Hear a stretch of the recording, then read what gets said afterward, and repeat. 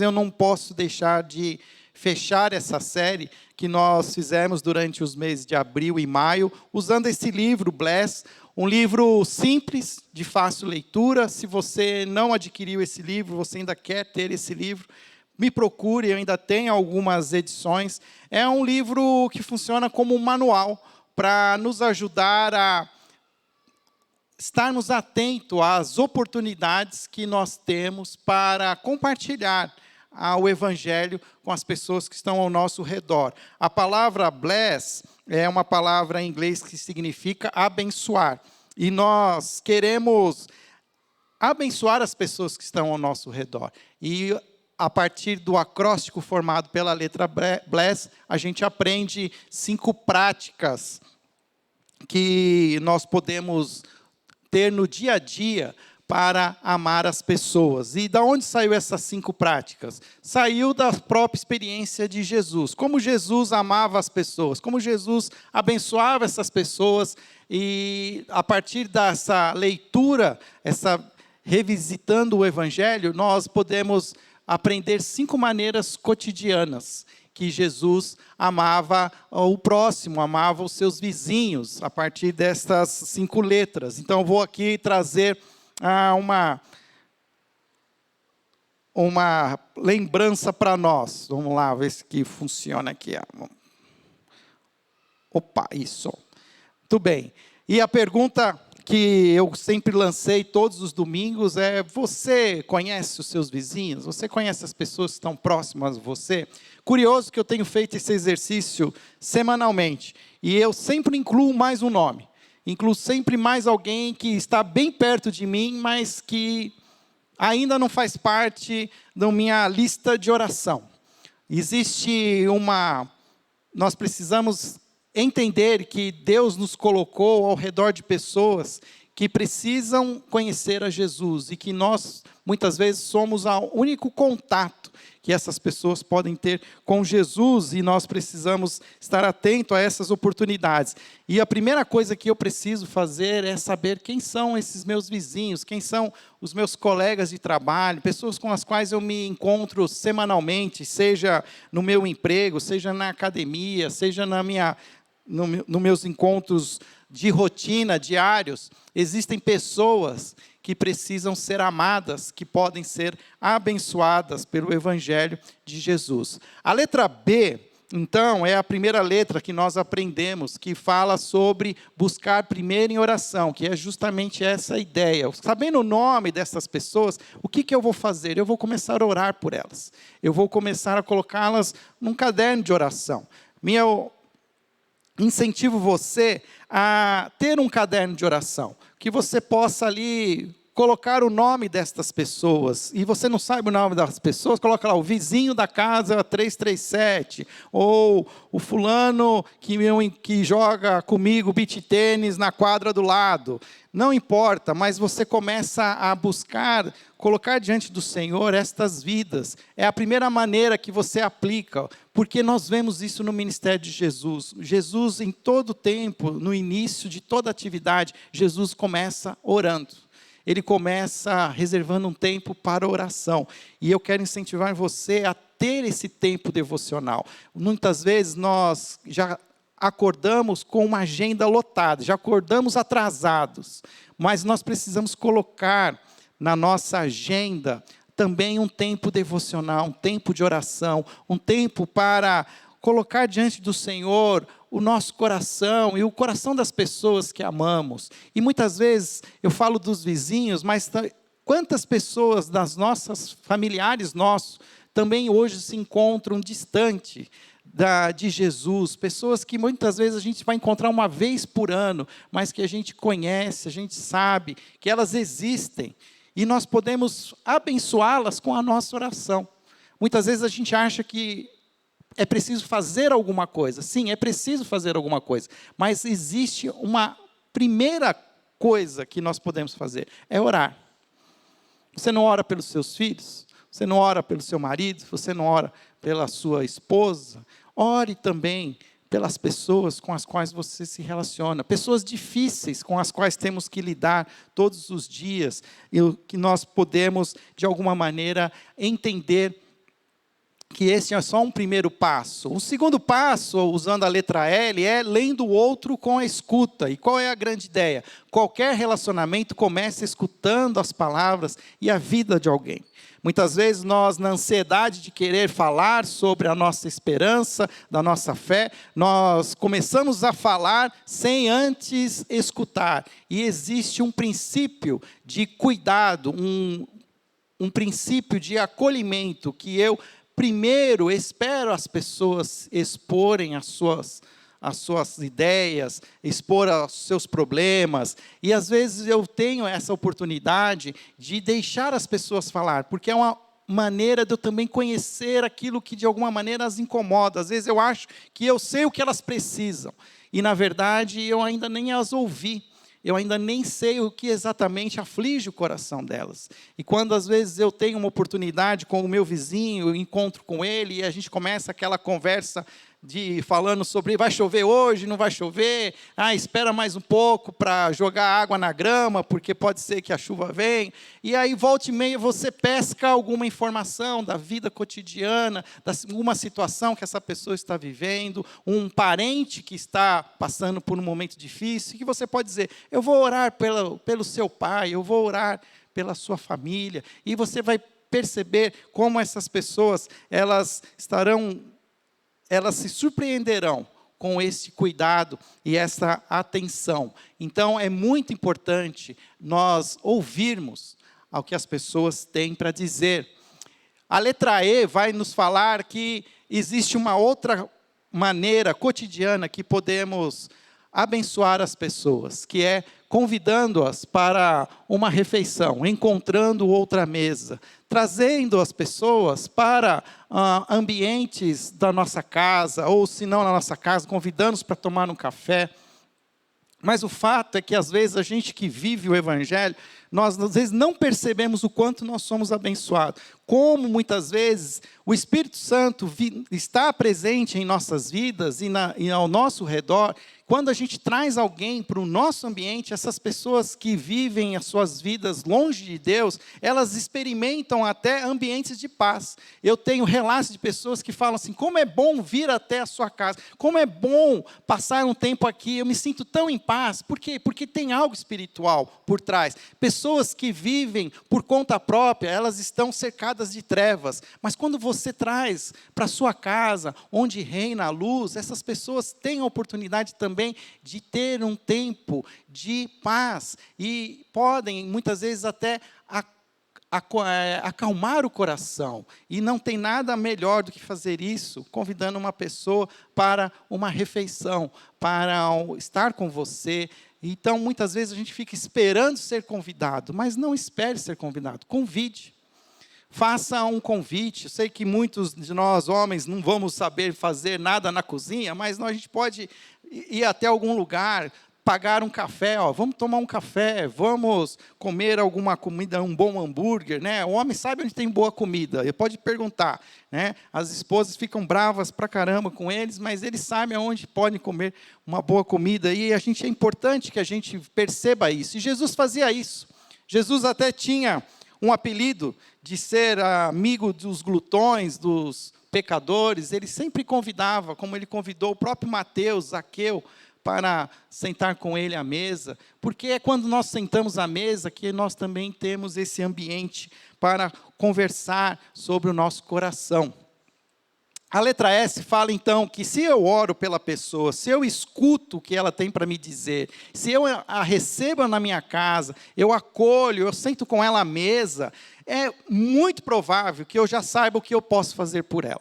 Então a letra S fala sobre o servir, que é como eu posso, muitas vezes, na prática, ser útil para essa pessoa, abençoando ela, com algo que eu possa fazer por ela, ajudando-a a servir. E muitas vezes a gente acha que o servir é dar alguma coisa que nós temos sobrando, quando, na verdade, servir tem a ver dar aquilo que nos custa, que é o nosso tempo, que é algo que nós não vamos ter de volta, mas servir a alguém é muitas vezes passar tempo com essa pessoa, é investir tempo numa visita onde ela vai se sentir amada, ir com ela em algum lugar onde ela não se sente segura, e você poder ser essa pessoa que vai ajudá-la e caminhar com ela. Então, servir se torna um privilégio. E na última encontro que nós tivemos, nós lemos a letra S, a última letra S, que seguindo, compartilhando histórias. E qual é a grande ideia? Que para aplicar Bless aos seus vizinhos, Jesus o convida a seguir compartilhando as suas histórias. E o que isso tem a ver com a nossa prática do dia a dia? Porque hoje, muitas pessoas, elas já estão saturadas da mensagem do Evangelho. Elas já sabem, elas ligam a televisão e mudam de canal, entram em rádios, em Spotify, e as mensagens elas estão lá. Elas estão disponíveis e as pessoas elas estão saturadas. E aí nós caímos no equívoco de achar que nós não precisamos falar mais nada, porque elas já sabem tudo. Mas, na verdade, existe sim uma prioridade que o Senhor nos dá, que nós devemos comunicar o Evangelho. Porque como serão salvas? Como elas se arrependerão se não há quem pregue? Não é assim que o texto fala? Nós precisamos anunciar o Evangelho. E muitas vezes, nós, equivocadamente, nós só paramos no serviço. Nós demonstramos o nosso amor, nós oramos, chamamos a pessoa para comer com a gente caminha com ela, serve ela nas suas necessidades e acha assim, bom, agora essa pessoa percebeu que eu sou diferente. E não, é preciso muitas vezes também compartilhar o Evangelho. E aqui é fundamental, mais do que falar o Evangelho, é dizer como o Evangelho mudou a sua história. E aqui, para mim, é um ponto central, porque creio que muitos de nós ainda não entendemos o que significa de fato o Evangelho. Como o Evangelho muda a nossa rotina, como o Evangelho muda o nosso foco. E se nós não tivermos um foco diferente, não tivermos o Evangelho de uma maneira impactando as nossas rotinas, as nossas histórias, não trarão o impacto necessário. E é aqui que eu quero hoje terminar, então, essa série, baseado nos últimos 2 capítulos desse livro. E a pergunta é, você está pronto para aplicar Bless todos os dias? Isso é uma ideia que nós precisamos abraçar. Nós começamos esse ano de 2022 como liderança, entendendo que a nossa prioridade é alcançar pessoas para Jesus. Nós fizemos um diagnóstico ano passado, e nesse diagnóstico ficou claro que estamos fracos no alcançar pessoas para Jesus.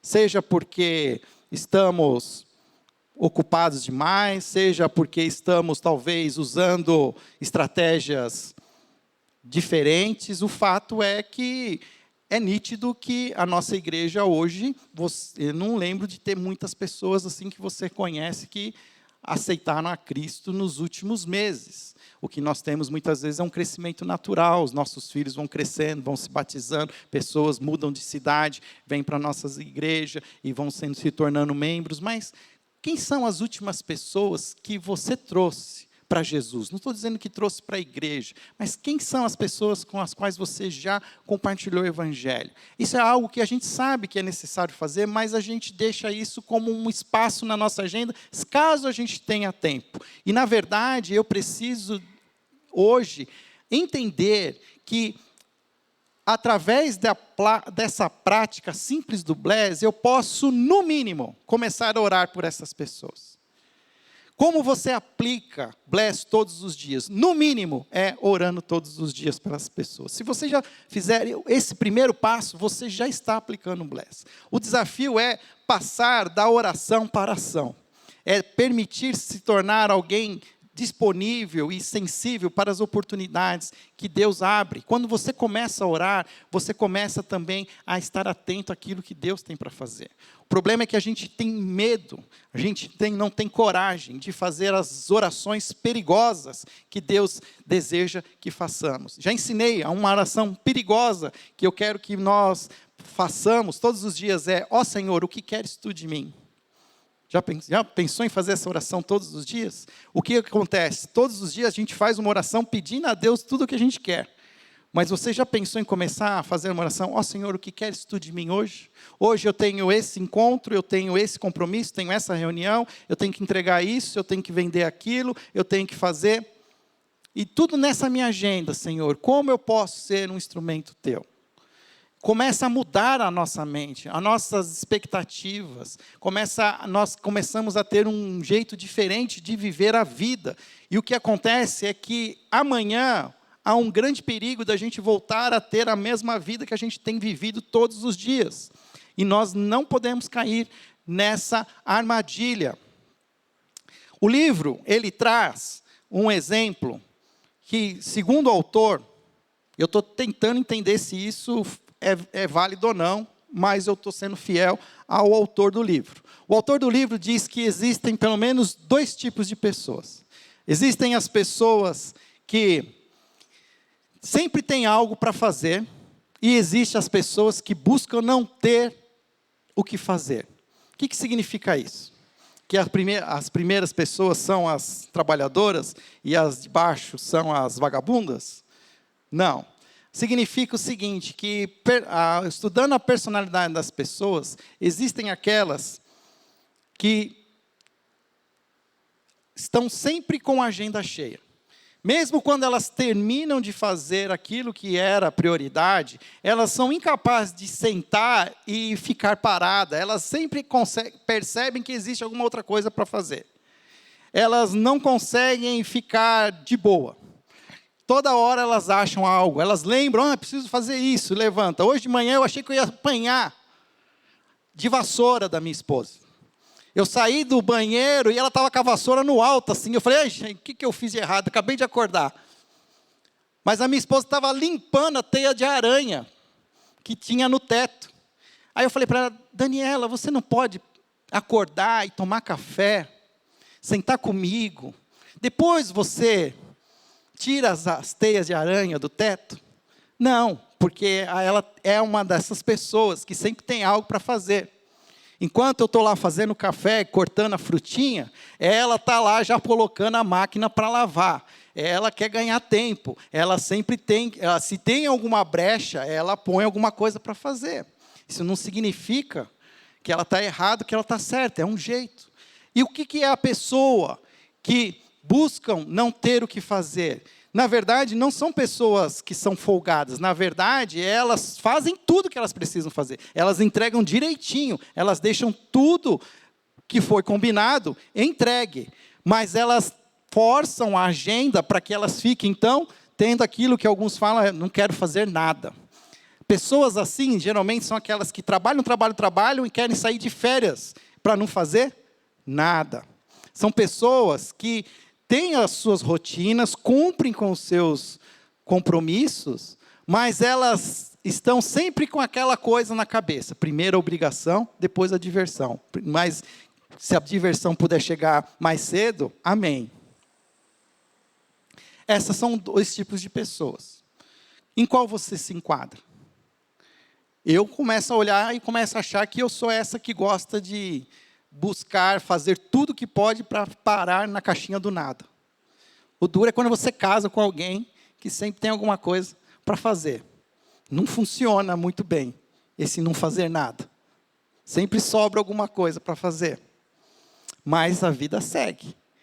Agora, independente de quem você é, se você é uma pessoa que sempre tem algo para fazer, ou se você é uma pessoa que faz tudo o que pode para depois não ter o que fazer, todas precisam olhar para aquilo que Jesus deixa como a sua última ordenança. Abra sua Bíblia em Mateus, capítulo 28. Semana passada, nós celebramos a Páscoa. Nós trouxemos a data da Páscoa como este memorial em que Jesus vence a morte. Ele, depois de sepultado, na sexta-feira, no domingo pela manhã, o sepulcro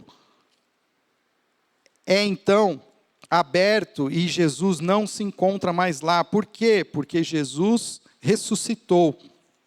E porque Jesus ressuscitou, nós celebramos a Páscoa, essa vitória de Jesus sobre a morte. E hoje pela manhã, às 9 horas, eu tive a oportunidade de repartir com aqueles que estavam aqui a história dos 2 discípulos no caminho de Emaús. Como eles, erroneamente, ouviram a mensagem da ressurreição, mas não perceberam a revolução que essa mensagem da ressurreição traz para a vida da gente. O que aconteceu de fato é que aqueles discípulos, eles tomaram o caminho de Emaús, quando eles deveriam ter permanecido em Jerusalém. É como se o evangelista Lucas, escrevendo, diz assim: os discípulos voltaram às suas rotinas, como se tudo que tivesse acontecido acabou ali naquela sexta-feira na cruz. Mas o que acontece é que eles são visitados pelo Cristo ressurreto.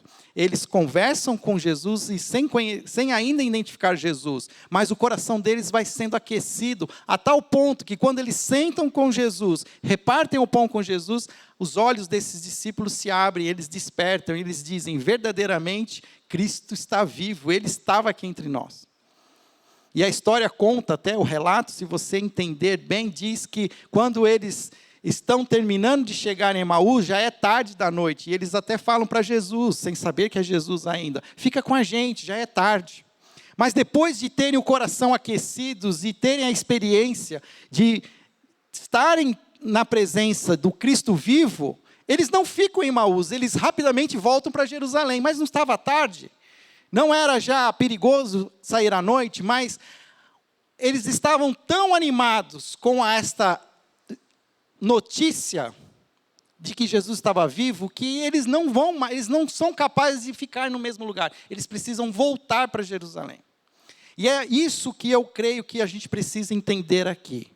Porque se eu olhar para o Bless, não tem nada aqui de segredo nenhum. Não existe aqui nada que a gente não é capaz de fazer.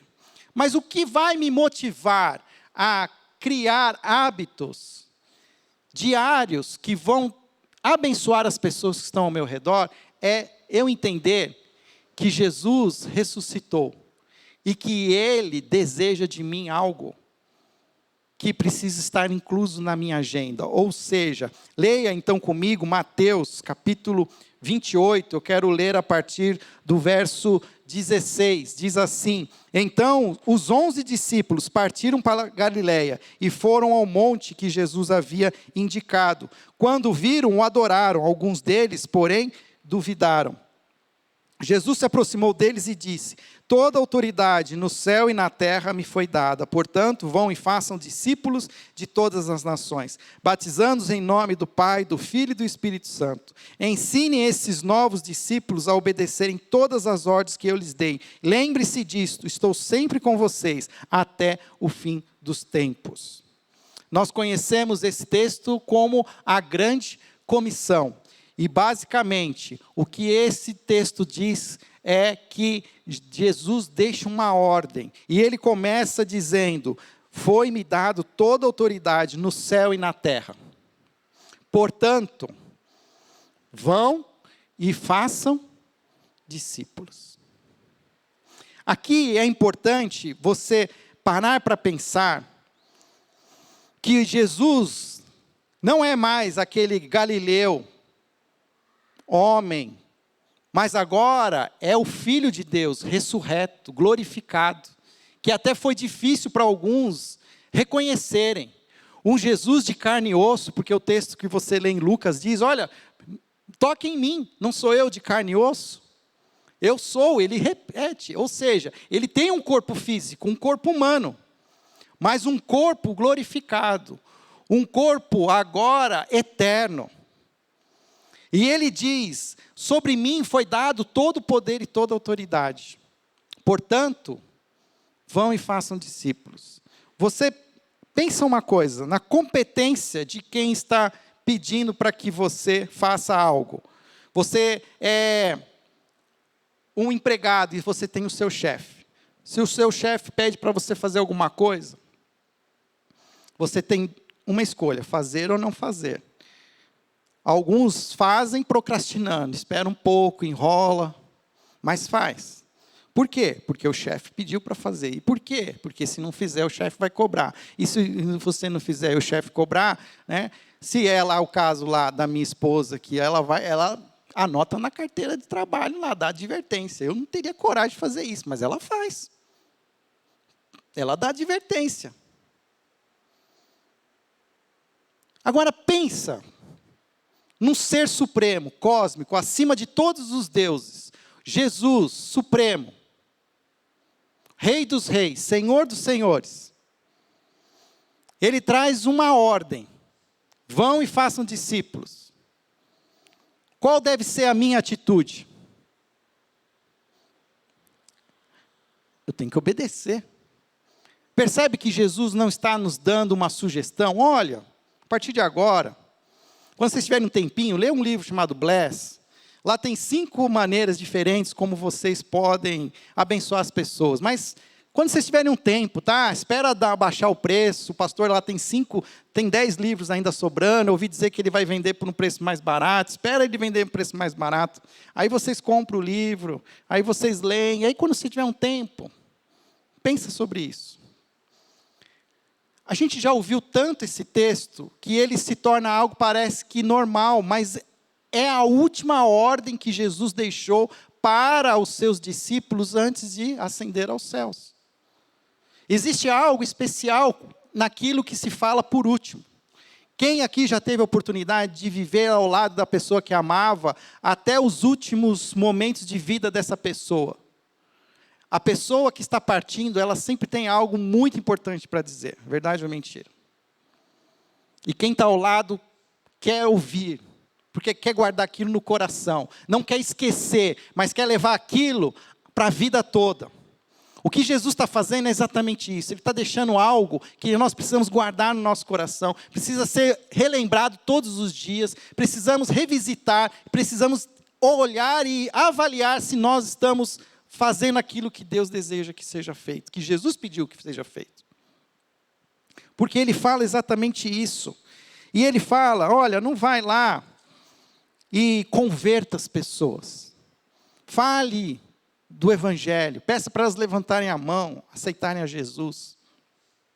O que o texto está nos dizendo é que nós precisamos ir e fazer discípulos. O que significa discípulo? Discípulo é alguém que caminha com um mestre, caminha com alguém que sabe um pouco mais, que vai aprendendo. Assim como os discípulos aprendiam com Jesus, Jesus deseja que eu repita essa prática com outros. Caminhe com outros e comece a viver com eles, para que eles aprendam comigo o dia a dia. E nós, às vezes, não entendemos o que significa isso, o que significa o discipulado. Nós achamos que nós cumprimos a grande comissão quando nós trazemos as pessoas na igreja, o pastor anuncia que vai ter um culto, que vai ter como é que fala aqui? Vai ter o apelo no final. Então você faz das tripas corações e traz a pessoa e fica lá assim, Senhor, tomara que ela levante a mão. A gente acha que a gente está fazendo discípulos assim. Isso não é fazer discípulos. Isso é um caminho, é um método. Mas fazer discípulo é muito mais que isso. Fazer discípulo é caminhar com alguém, buscando fazer com que ela saia da descrença para a crença. Mas depois que ela saiu da descrença e agora ela crê em Jesus, agora você vai caminhar com ela, ensinando ela o quê? A guardar todas as coisas. Guardar significa obedecer. Então você vai fazer com que essa pessoa saia da descrença para a crença, da crença para a maturidade. Porque uma pessoa madura é uma pessoa que não só sabe, mas ela pratica. E você acha que termina aí? Você ensina ela não só a praticar, mas depois a fazer outros discípulos. Então, é da descrença para a crença, da crença para a maturidade, da maturidade para, vamos falar, liderança, que é repetindo, fazendo com que outros sejam também discípulos. E eu e você hoje sabemos do Evangelho porque isso aconteceu com aqueles 11 homens. Aqueles 11 homens começaram esse processo de viver ao lado de outras pessoas, de caminhar com elas, Então, quando a gente fala assim, a nossa igreja faz discipulado, alguns até falam assim, não sei, eu já ouvi dizer que o pastor está se reunindo aí com o pessoal, que tem um material que está sendo feito, mas é só com alguns, não é com todos. Então, discipulado também não é ler um material. Discipulado é caminhar junto, é viver junto, é se reunir, é comer junto, é sentar à mesa junto, é orar junto, é servir junto. Então, toda igreja promove discipulado. Tudo que a igreja faz promove discipulado. De uma maneira mais eficiente ou menos eficiente.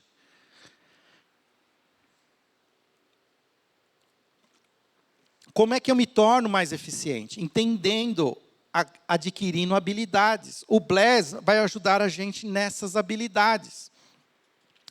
Deixa eu falar mais um pouquinho sobre isso.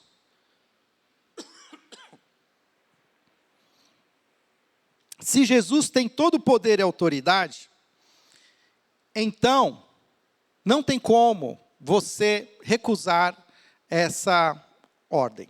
Você precisa obedecer. Você precisa aprender a obedecer.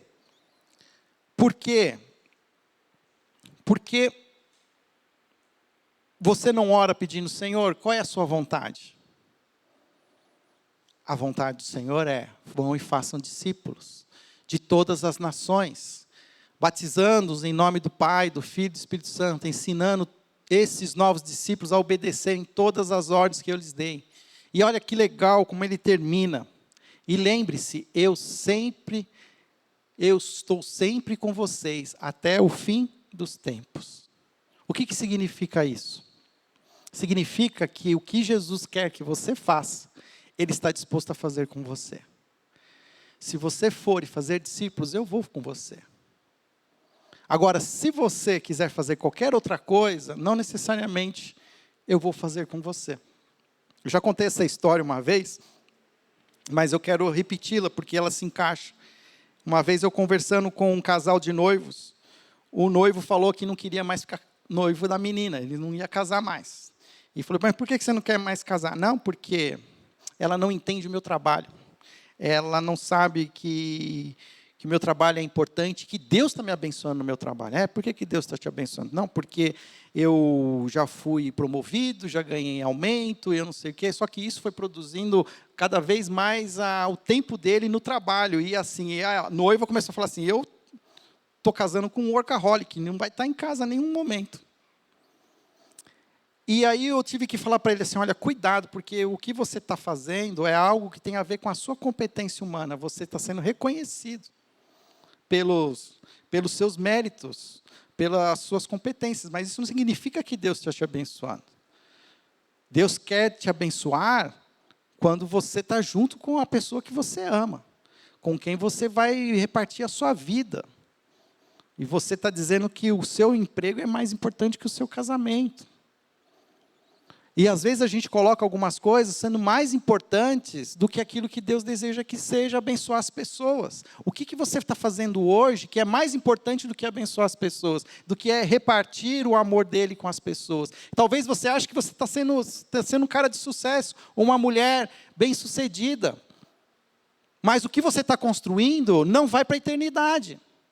A Bíblia também diz, e Jesus diz lá no Sermão do Monte, não acumuleis para vocês tesouros na terra, onde a traça, né, e a ferrugem corroem, mas acumulem tesouros nos céus.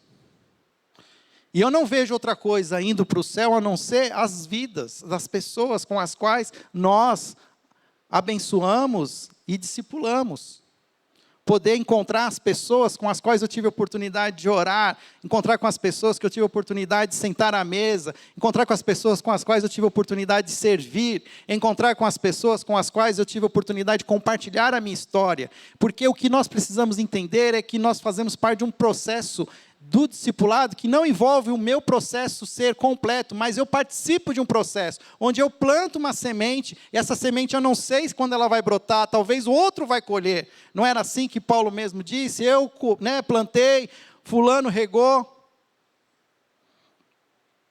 E nós não podemos achar que o trabalho do discipulado, do fazer discípulos, é só dos pastores da igreja, que é só da diretoria da igreja. Todos nós temos um papel, temos um chamado de servir as pessoas que estão ao nosso redor, de fazer com que essas pessoas reconheçam quem é Jesus. Por isso, nós precisamos nos transformar de pessoas que sempre têm o que fazer, ou pessoas que querem não ter o que fazer, em pessoas que precisam fazer.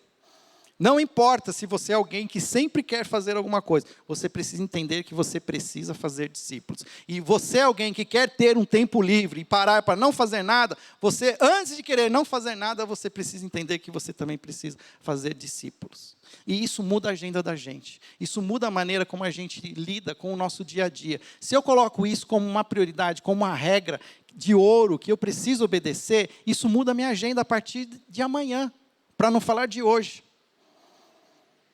Que as pessoas com as quais eu me encontro, elas são pessoas que precisam ser amadas e abençoadas.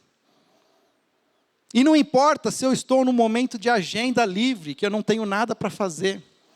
Talvez é quando Deus quer que você mude também a sua agenda para fazer algo por alguma pessoa. Nós precisamos entender esse impacto. Nós começamos a falar do livro sobre o mandamento mais importante. E o que Jesus disse? Ame o Senhor teu Deus e ame o teu próximo.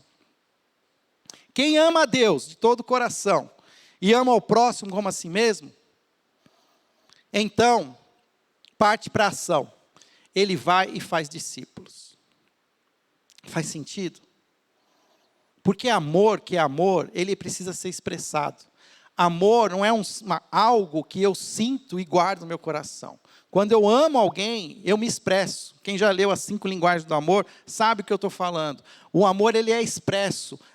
Ele tem uma maneira de ser expresso pela minha personalidade. E eu preciso demonstrar. Não adianta eu abrir e encher no meu peito e dizer que eu amo a Deus e eu amo ao próximo, se eu não saio da minha zona de conforto e não faço discípulos. O texto é claro, diz assim, vão. Façam discípulos. Quem são as pessoas com as quais você está convivendo? Pessoas que você sabe que precisam ser abençoadas. A começar com a sua oração, com uma agenda sua, onde você coloca o nome delas. Eu escolhi uma família, que eles nem sabem, mas eu estou orando todos os dias. Pelo pai, pela mãe e pelos filhos. Uma família que está muito, muito, muito longe de Deus. Uma família que coloca todo o seu coração no seu status, na sua fonte de riqueza, no poder aquisitivo. Eu não sei o porquê, eu não tenho o poder de convencer essa família. Mas eu posso orar por elas. E toda vez que eu abro meu caderno de oração, eu incluo o nome de cada um deles. Porque Jesus ama essas pessoas. E Jesus quer que elas se tornem pessoas crentes, discípulos, que saem da descrença para a crença, da crença para a maturidade, da maturidade para a liderança. Você está disposto a adotar uma nova maneira de viver, um novo sistema ou conjunto de comportamento que o ajudará a abençoar as pessoas ao seu redor, para que mais delas conheçam o amor de Deus em Jesus? Lembra que eu falei dos 2 discípulos no caminho de Emaús? Depois daquela experiência real com Deus vivo, elas não são capazes de ficar em Emaús, elas voltam para Jerusalém. Os pés delas se tornam pés que saem da sua zona de conforto. Estavam voltando para o seu cotidiano. Eles voltam para Jerusalém. Eles voltam para se reunir com os outros cristãos. E eles declaram, Jesus está vivo, ressurreto. Nós o vimos. E é isso que precisa sair das nossas bocas. Nós precisamos sair dos nossos caminhos de Emaús. Precisamos voltar para os caminhos de Jesus e conversar com essas pessoas e declarar, eu conheço esse Jesus, ele está vivo e ele tem trazido vida para a minha vida. O mundo está um caos. E vai continuar um caos. Não coloque a sua esperança em homens ou mulheres. A gente é surpreendido todos os dias. Quem imagina tudo o que já aconteceu? Mas o que não muda? O Evangelho não muda. A graça de Jesus não muda. A sua Sua misericórdia não muda. E ele diz, e eu estarei com vocês todos os dias. Dias de paz, dias de guerra, dias de luta, dias de trégua. Todos os dias. Todos os dias. Não é uma coisa que eu coloco só na sexta-feira, no domingo, às 10h30 da manhã. É todos os dias. Todos os dias eu preciso me colocar diante do Senhor. Se você já faz parte de um pequeno grupo, a minha sugestão é: inclua a estratégia Bless no pequeno grupo. Comece o pequeno grupo perguntando para as pessoas que participam: quem você abençoou essa semana? E qual é a dica que eu dei? Ore. Porque você pode responder: olha, eu orei por fulano de tal. E eu tenho certeza que a oração abrirá outros caminhos. Caminhos para escuta, caminhos para serviço, para sentar à mesa, para compartilhar histórias. Planeje, prepare-se.